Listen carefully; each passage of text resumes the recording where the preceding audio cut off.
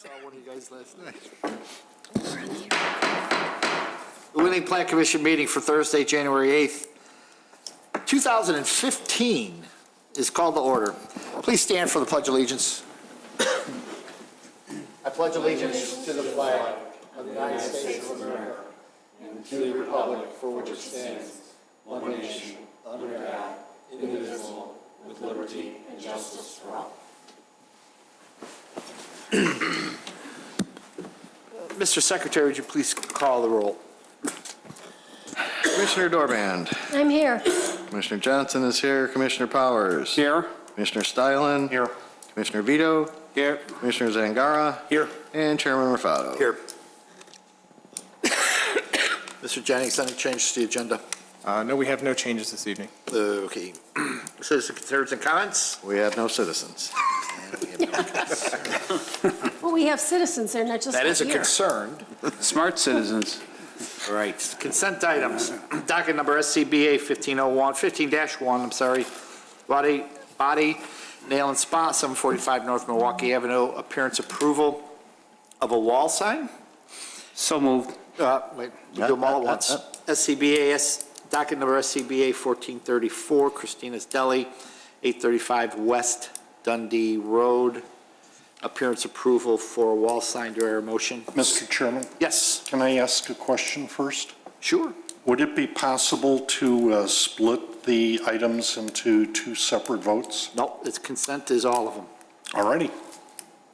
I'll move to approve. Second. Before the vote, I just have one quick note. There was a condition of approval in the staff report that the petitioner met on KD Market related to the scale of their the graphic in the middle. They did bring it down. The motion has been updated to reflect that the date of that drawing. So they have met that requirement that was originally listed in the staff report.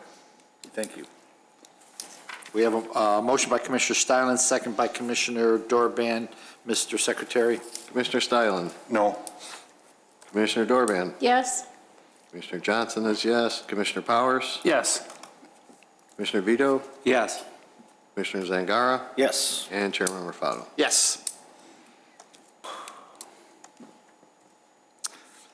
Items for review. Docket number PC-15, PC-15-1, St. Joseph the Workers Social Hall, 185 West Dundee Road, minor site plan and appearance approval for a shed. Mr. Jennings. Thank you. I'm just wrapping up the vote on the last sorry. one. Sorry, I'm slow. The item that you have in your packet is a minor site plan and appearance change for a shed. It's some of an addition to the building. There is no representative of the social hall who's available to attend the meeting at this moment. What we can do, based on the scope of this project, is extremely minor. If the Planning Commission is comfortable discussing it, we can go ahead with that. If not, we can table this to a future meeting and have somebody here who could answer questions for this. Okay. Well, I think we should discuss it, and if we feel warranted enough to vote on it, we can. So since there is not a representative here, I'll start with Commissioner Powers. Just a quick question. The northeast, where the location of the shed, the end of the shed is going to be flush with the south, the rear of the building, the south side. Is that right? That's correct. This edge here that I'm pointing to right now, and then it would extend to roughly here. Okay, and then the doors will be on that inside part there? Yes, the door would face, if you imagine the shed here, the door would face this door.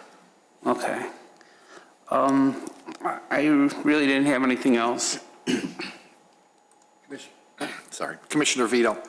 I don't have anything. Commissioner Johnson. I have nothing on this. Commissioner Dorband. Just that it will be sprinkled, am I correct? Yes, they are proposing to add a dry system head which does not get activated unless the rest of the system fills with water and pushes water out. So it's what you do when you have an exterior unheated location. So where is it connected? Is it connected onto the building, or is it connected onto the shed, or? It comes through the way that the roof of the shed is designed. It's designed to have a little bit of shift to it because it's not directly attached to the building. The head for the sprinkler will come through the building wall, though. Okay, that's all. Thank you. Commissioner Zangara? The only two concerns I saw was, more like suggestions, was instead of having wood doors, can they match the metal doors that are existing there? Just because if it's a storage shed, they're going to be opening and shutting those things. And I would think that if they match the steel doors that are there, it'd probably wear and tear better.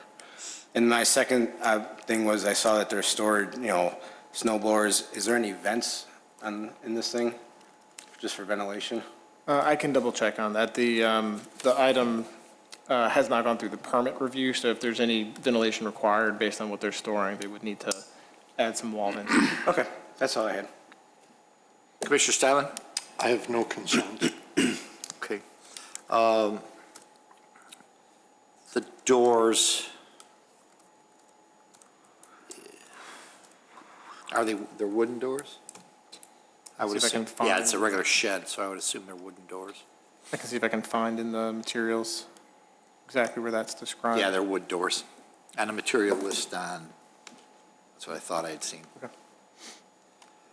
Commissioner Zangara, do you want us to table this and ask for that?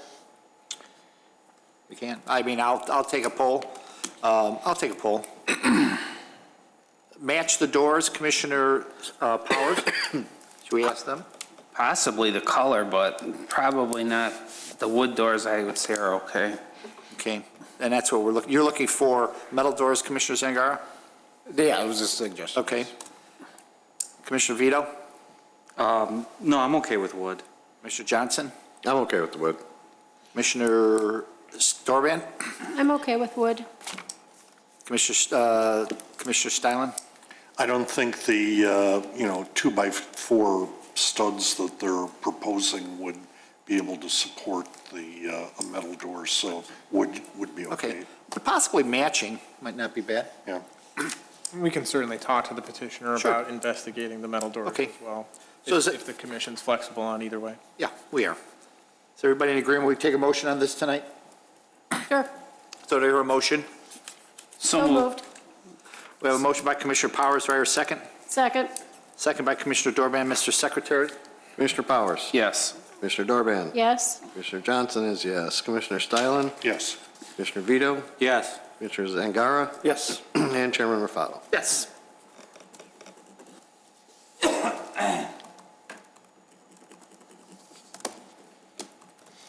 I just put a note on this as a reminder for us when we speak with the petitioner. It says staff to confirm need for ventilation and suggest metal doors to match existing. So it's something that they could look at, No, suggest wooden doors. I mean, suggest just a color, not metal. suggest door color Door color, we don't need them to be metal. to match existing. Yep. Okay. I will just put those notes in there so that when we hand this to the petitioner, there's a record of that. Great.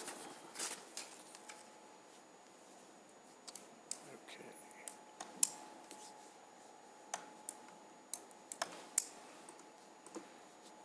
Ready for the next one? I am.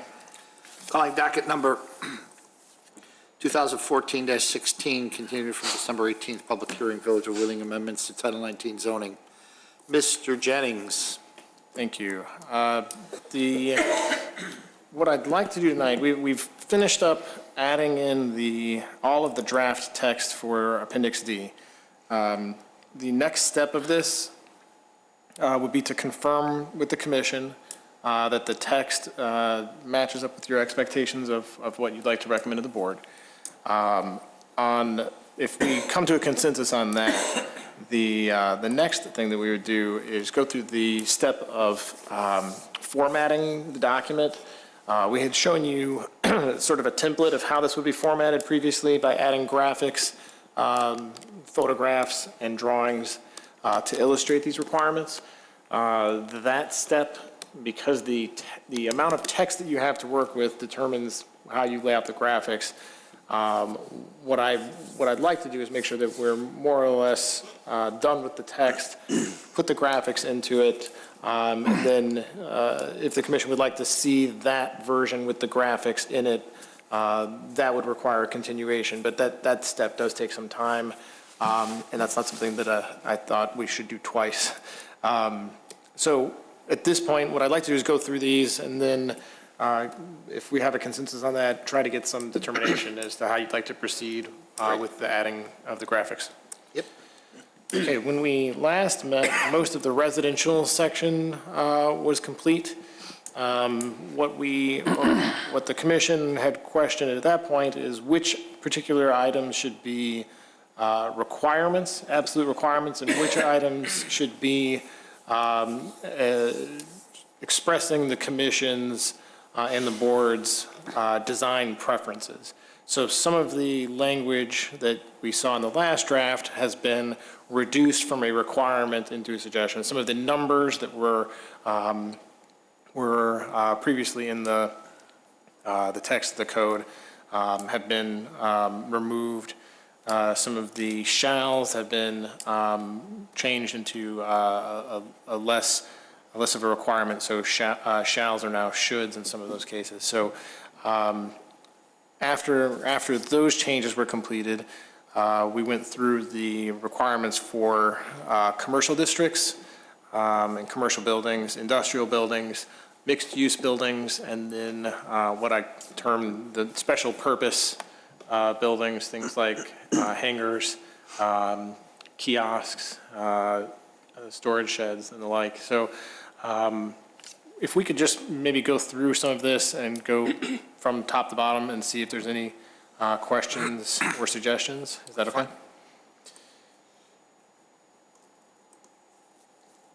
Okay. Most of this part is unchanged. The general regulations, we went through this in greater detail last time. Are there any questions on this that no one, that weren't brought up last time? I only have one question about C, the building massing and form. Sure. Did you indicate that we would have some type of graphic to explain some of these things? This is one of the spots that we probably would. This and the measurement, I think, kind of lend themselves to what I was envisioning here was something maybe like a photograph and then overlay on the photograph some rectangles to illustrate things like the base, the cap, so we could point out, put arrows to them, say this is the base, this is the cap, this is the body, this is the plane of the front wall, that sort of thing. But this is one of those that I think kind of lent itself to that. Okay, that's all on that one. And throughout this, if there are any things that you, any particular requirements that you think really need a graphic to reinforce what the text is saying, just let me know and we'll be sure to find a good graphic. That would be the first one on the list is C, ensure that there's a graphic.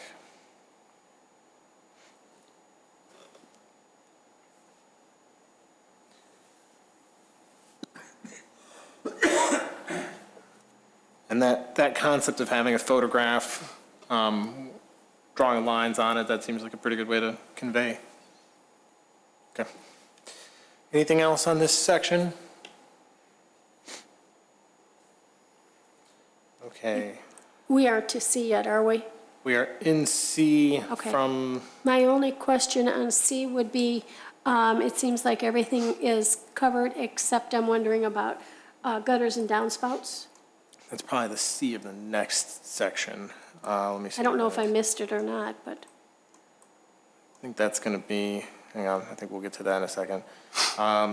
Most of this is unchanged, windows and doors, screening, mechanical equipment. I think that's under, just give me 1 second, I think we're a page if you short could of that. just look at it and make Sure. sure that that's, and maybe we can make a determination, do we want to have interior downspouts and then allow it for a variation if we don't want them?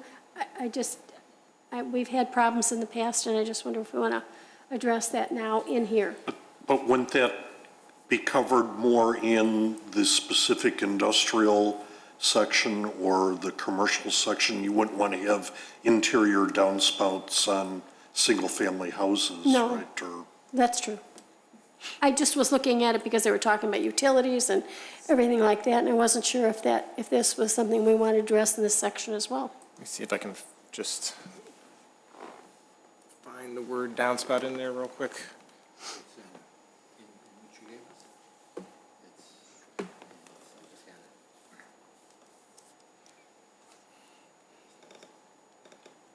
Section 3 colors, it's in the place where I see gutter.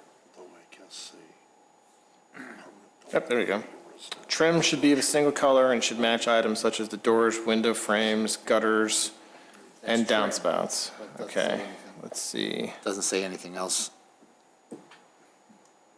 Okay, so that's under color. Perhaps something under, was the idea with that for it to be residential, industrial, or just across the board? Industrial. I'm just throwing it out there for anybody to kind of, I'm thinking more in terms of commercial than residential, but Right. I don't, But a big apartment building or a big that's true. condo building would, You know, I think that would probably be here under the general provisions, actually, this A. Something other than, you know, it's not a primary material, it's not really an accent material. I think that would kind of go under this. The downspouts should be illustrated on the drawings and should be complementary to the other building materials, something like that, under general provisions. Does that seem? Yeah. That's fine. but I think the objective that we were striving for in the past was to have the downspouts interior whenever possible for large, bulky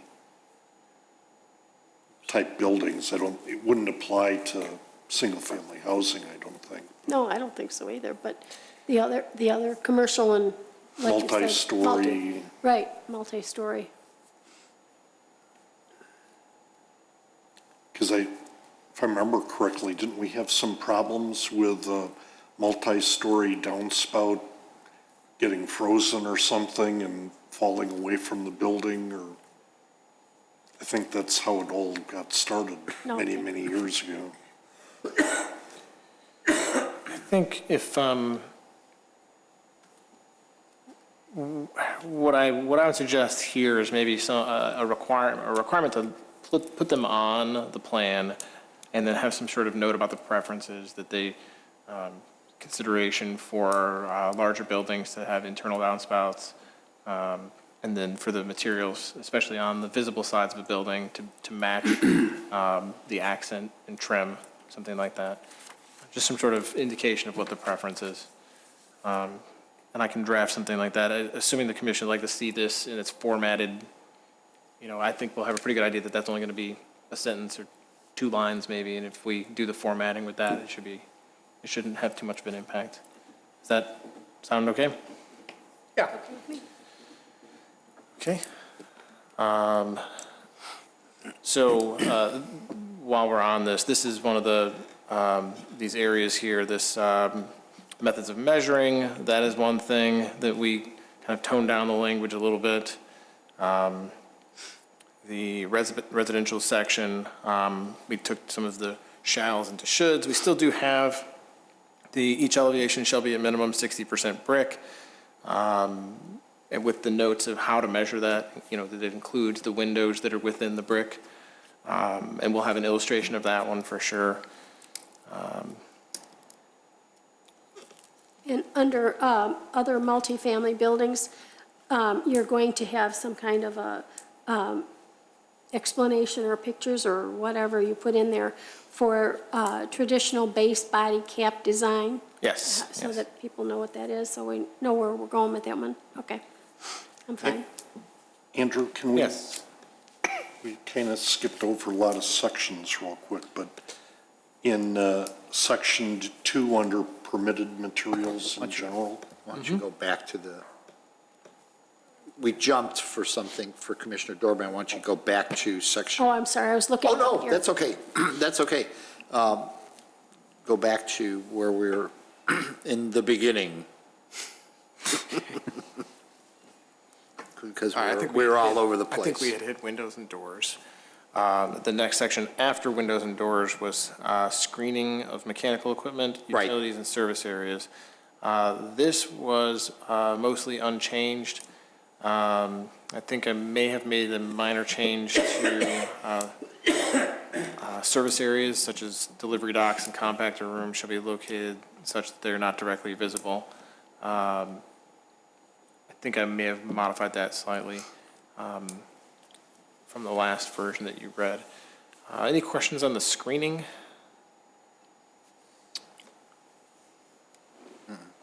Okay. That gets us into materials then. So we have the general provisions here have not changed. We will be adding a note on the downspouts. Is there anything else in the general provisions? Okay, on to B, permitted materials. Anything on this section? Just a comment, Mr. Chairman. Oh, yeah, yes. Andrew, thank you for making a change to the stucco definition. I like the way that you worded this particular version, but I'd still like to, I'm uncomfortable that we're saying that apparently all the permitted materials are equal in choice, and we've always talked about a order of preference, and just wonder if we should just make a statement somewhere, you know, the following materials are permitted in order of preference. I think that's how we saw it in one of the, what was implied in one Yeah. of the examples that we saw. Yep. That these are preferred, and then this, and then this, and then this, and I think Commissioner Styland's statement would be fine. Yeah, I agree. So following materials are permitted and are listed here generally in order of preference. Yeah. Well, I mean, just the last sentence before item number 1B1, it says the following materials are permitted. If you just said in order of preference, I think that would be, give everybody enough wiggle room.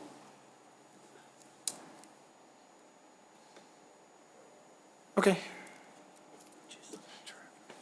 Any other questions on that section? As Commissioner Styland had mentioned, the stucco, I did look through the various definitions of stucco. It is more complicated. I did kind of narrow it down to the most basic distinction that I could, which was how it's applied, what it's applied onto, and how thick it is. And those are related. The thickness, the thicker the stucco, the more substantial material is that needs to be behind it as the backing material. So I feel like this was, there may not be a 100% accepted in definition in the industry, but this seemed to be as close as we could get to trying to separate the synthetic stucco versus All the other, right. And hopefully it'll help us avoid some confusion in the future. Any other questions on permitted materials? Andrew, number 12, EFS, I mean, it says near ground level. I assume we're going to be smart enough to know what near ground level is, right? That we wouldn't need to put any kind of a height or anything like that on it? Yeah, I would think so. We've had a few buildings where I think it's been fairly recently approved at a height of around 2.5 or 3 feet, once it's behind areas where you're not likely to hit it. The International Aviation Building, for example, you know, in the landscape area, they have a stone base, but then above that, there's EFS. Okay. So I think there's a few like that we've got that are you know, without a number, I think you have a feel that they're not supposed to be in high-traffic areas where you're likely to kick them. Okay. Any other questions on that part? The methods of measuring building materials, any questions on that? Again, we'd add a graphic for this, for sure. Probably almost need a graphic for each one of those. Yeah.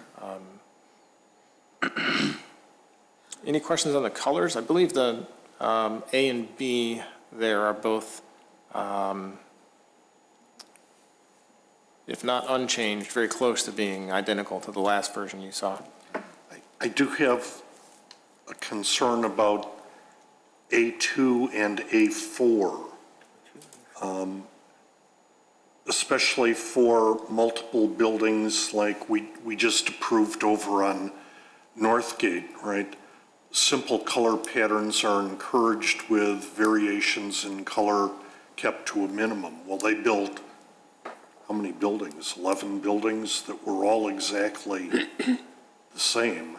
And number 4 seems to imply, it says developments with multiple buildings must utilize complementary colors.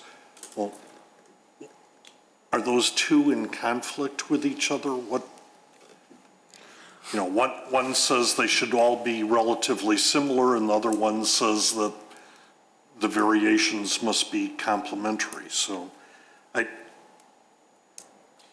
I wouldn't have read it that way. I mean, the simple color pattern is encouraged, I think,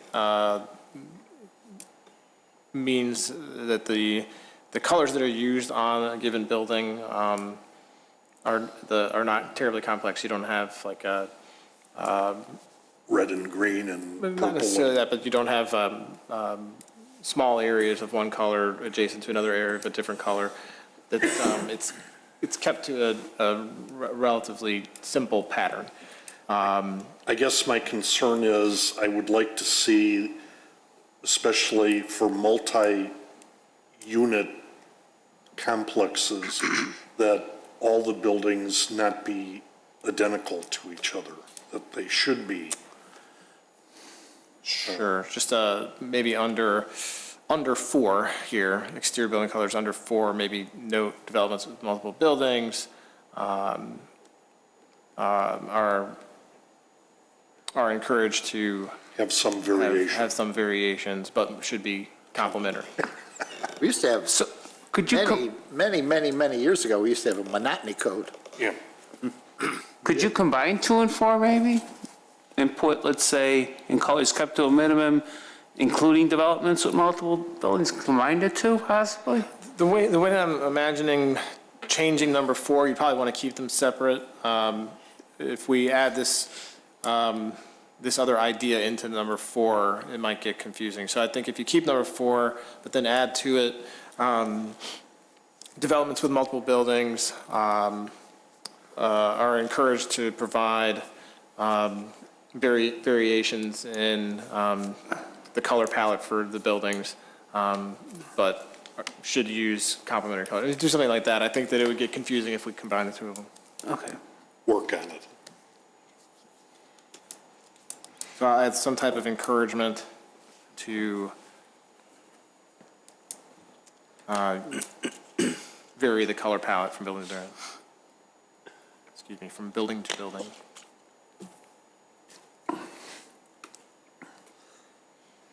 Any other comments on that section?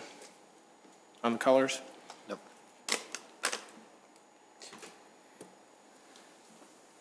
Now, is there a need here? Do we cover downspouts and gutters? Trim should be of a single color and should match items such as doors, window frames, gutters, and downspouts. Okay. And then that combined with the other note on downspouts would be acceptable? Okay, on into residential buildings. Are the changes here in line with what the commission was looking for in terms of toning down some of the strict requirements? I think there was a consensus to keep the brick as a as a definite requirement. At least that's what I heard at the last meeting on this. But then phrase the other ones more as a suggestion. Just fairly consistent with that.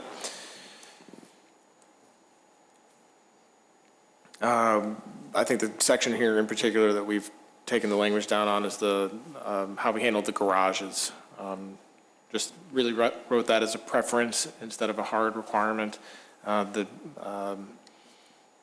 large expanses of building wall are discouraged, I think is a lot easier to deal with than those strict numbers. Okay?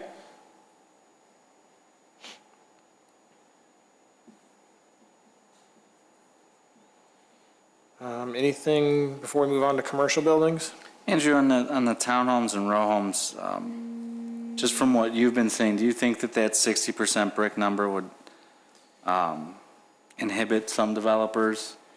Or do you think, because I mean, the general gist of what I think your overall, I guess, comprehensive plan in doing this is to kind of make it a little more liberal in terms of the materials that can be used. I'm just wondering if you think that's kind of, if it's going to preclude some people from developing here. I think what I've heard from the commission over the last couple of years has been to encourage creativity without compromising on quality. And I think what the commission's been trying to get to with this is not to be so strict with the brick. There was a general idea that brick is inherently high quality. And until some of the other language can come along to where we can ensure that there's quality, the preference, I believe, and other commissioners who've been here longer can certainly correct me on this, but I think that the idea now is to try to bring some of ensure that the quality of construction is still there, the quality of design and construction is there.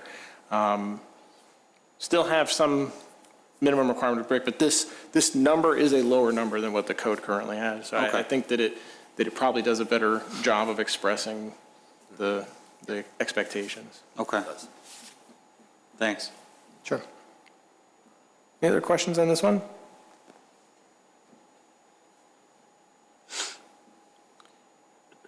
Okay, commercial buildings. This is new. When you pair this up with, I don't know if anyone spent much time looking at the sections of the code that we would be removing. One of the things that I think we noticed while drafting this is that after you get through the general provisions and the residential, the pattern is set that what happens in the commercial, industrial, and special purpose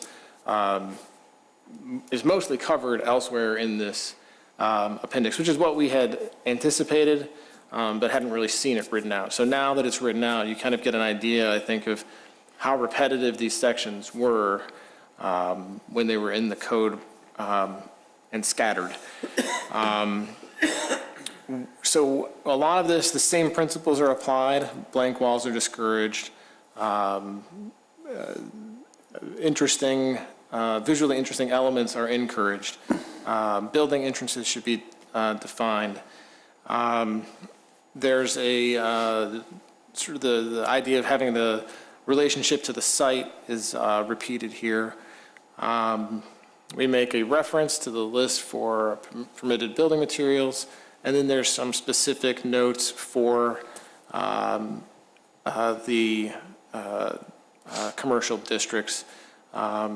We note here, if you look under primary materials, that a primary material must be selected and shall account for a minimum of 60% of each elevation.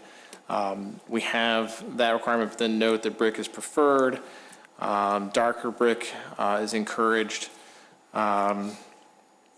There's a reference to the other section regarding how windows and doors will be counted. There's a note here under C that explains that other materials other than brick may be appropriate for commercial buildings. based on the character of the area. Any questions thus far on this? The accent material section has been modified to be more appropriate to a commercial character. There's a note about the use of EIFS. EIFS, similar stucco material, should only be used above the ground level, such as the fascia above a storefront, giving some sort of guidance of what the expectation is for the use of EIFS.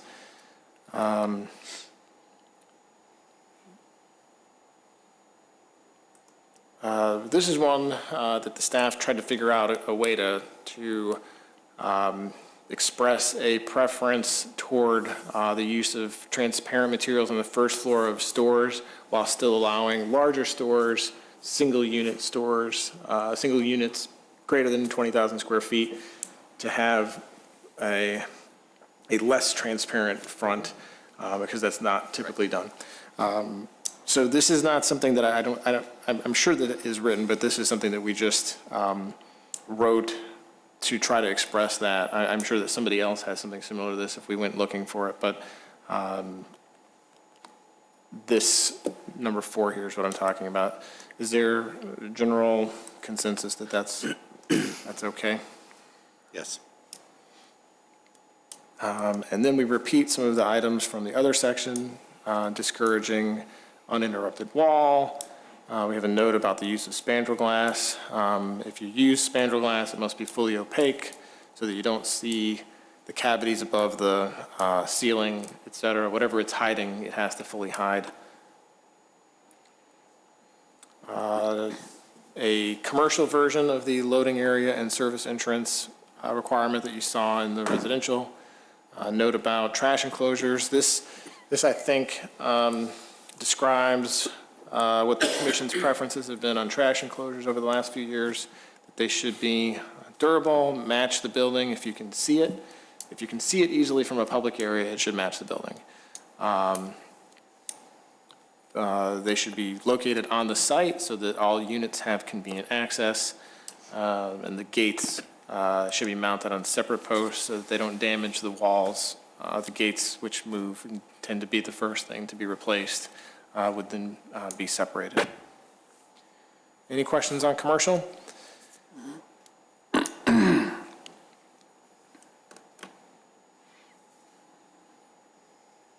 Okay. Industrial buildings, similar to commercial. We just modify those basic items into the context of an industrial development. I'm not going to read through all of these because they're very similar. Any questions on this one?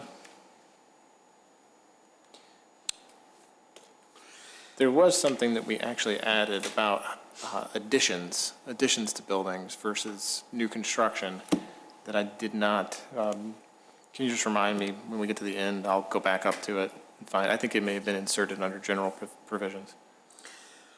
Andrew, just something that you just said made me think about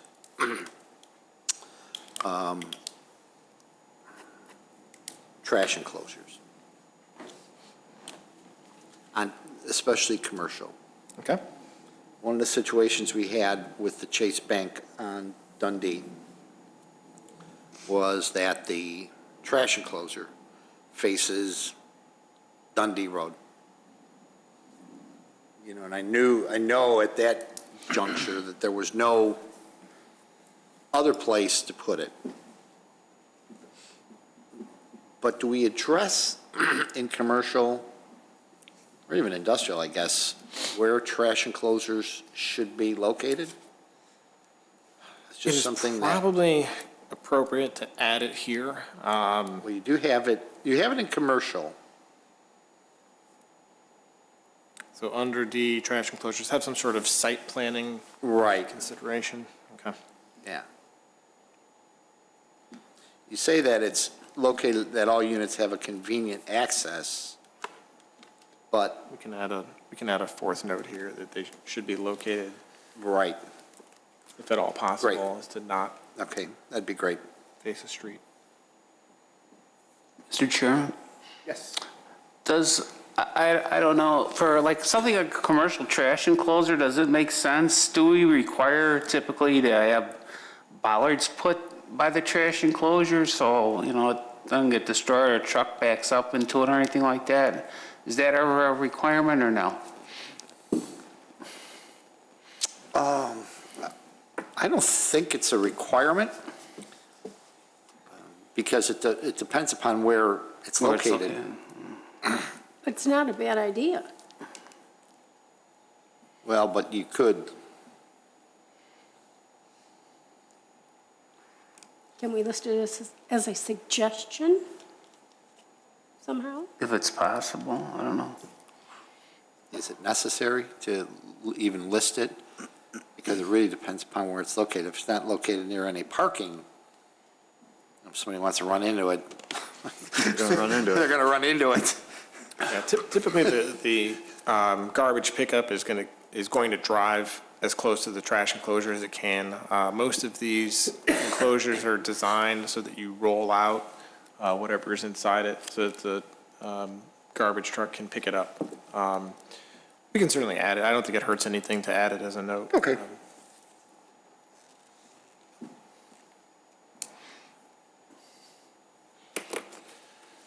Anything else on commercial? Nope. Okay, mixed use and special purpose buildings.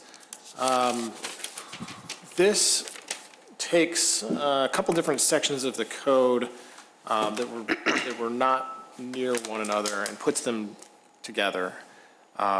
Mixed use buildings, I did not add much about these.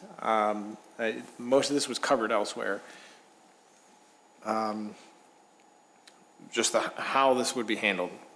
Standards for residential buildings and commercial buildings will both apply. So the idea of this is that the standards for the commercial area up to the first floor would apply in terms of transparency, et cetera. The site planning considerations of trash enclosure, et cetera, would apply. Loading area considerations would apply. So the idea here is that the material standards, once you reach the second floor and it's all residential above that, the material standards for the residential district apply to it. I felt that that was a fairly good description of what the expectation would be.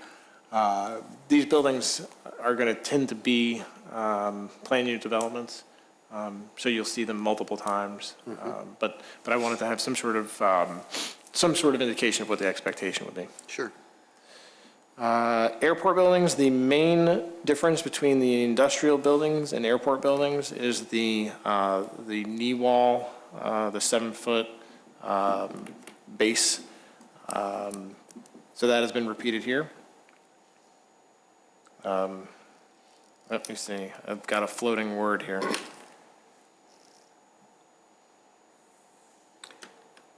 You do. Yeah, that is just doesn't need to be there. Andrew? Yes. Question about the hangar specifically.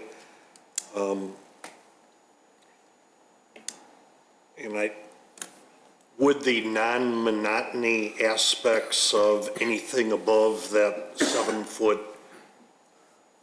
base be covered by other sections of the chapter, do you believe? It refers you back to the industrial buildings. So that section of the industrial buildings that says that large expanses of wall are discouraged, especially when they're visible from a public parking lot or public street.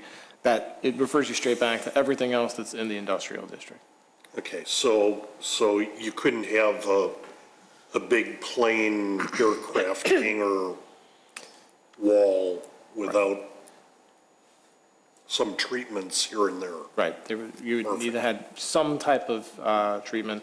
The one that we've seen most recently,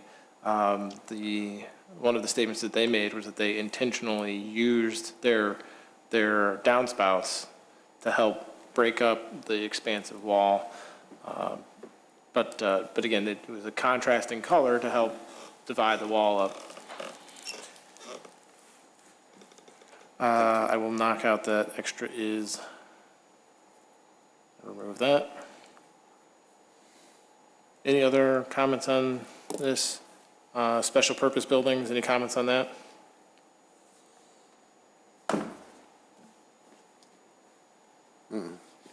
Okay, so this item that we were looking for was how to handle additions. I believe that I inserted that under general.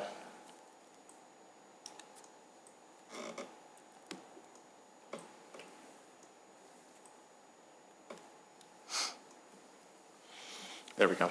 I think I just blew past it and said that it didn't change, which is not correct. I added number 5 here, new construction versus renovations and additions. It reads, if this is too small to see, new buildings must comply with the regulations of the design guidelines. Additions and renovations on existing buildings may be allowed to continue the use of materials that might otherwise be restricted.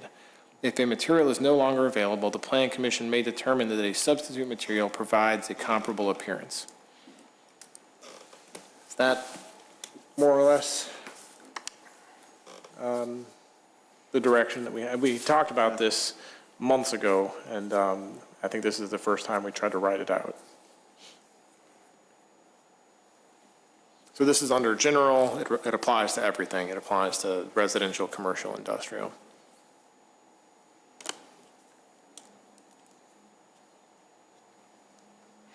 Acceptable, it sounds like. So with that, we're done with this. What I'd request at this point is if the commission has any, if you think of a item that requires a graphic that you know, after you leave here tonight, feel free to email it to us. We'll look for a graphic. If you'd like to hold off on the recommendation until you see it with all the graphics, we can do that. I would suggest, I think for the 22nd, we do have some items on that night, but I don't think this is something that'd be very time consuming for you to look at. So we could put it on at the end. If it looks good, you can make the recommendation fairly quickly. Does that? Yeah, I think I'd like to see it with the graphics and everything. Yep. So I'd be looking for a continuation to the date certain of the 22nd. Motion to continue to date certain of January 22nd. So moved, Mr. Chairman. Second. We have a motion by Commissioner Stylin, second by Commissioner Johnson. Why don't you do a Roll call. Is that Voice vote is fine. voice vote? All those in favor? Aye. Opposed? Okay. Andrew and Brooke, thank you very much. Nice job. Yeah, thanks, guys. Looks good. Very nice job. Approval of minutes, December 18th, 2014. So move. Second. All those in favor? Aye. Abstain, I believe. Abstain, yes. Other business, Mr. Jennings? The motion and the second on that was Powers and Stylin. Yes. Okay, sorry. You're missing our recording secretary, so I just want to make sure we pass. Quite all right, sir. I have no other business. Happy New Year. Okay, great, thank you very much. Other business, before I go to the commissioners, I just want to say a word about trustee here and what I think the village, I know the village did a great job in representing trustee here and all he had done for the village and the community, and he will be sorely missed as a friend and as a trustee of the village. I've known Bob for a long time through church and got to know him even better in our village, and he will be sorely, sorely missed. So you, Bob, and Kathy, and Nick, and Andy, and Katie, wish you the best. So, other business, Commissioner Powers? I have nothing but echo your sentiments exactly. Thank you. Commissioner Vito? Yeah, the same thing. Bob was a great guy, and he'll be sorely missed. Commissioner Johnson? Yes, my condolences again to the family. I think the wake here showed how much that guy was appreciated. He was. Commissioner Dorban? I have nothing, but also my condolences to the Hare family. Commissioner Zangara? Same thing, otherwise I have nothing. And Commissioner Stalin? I echo what the commission has stated about Mr. Here. He will be missed.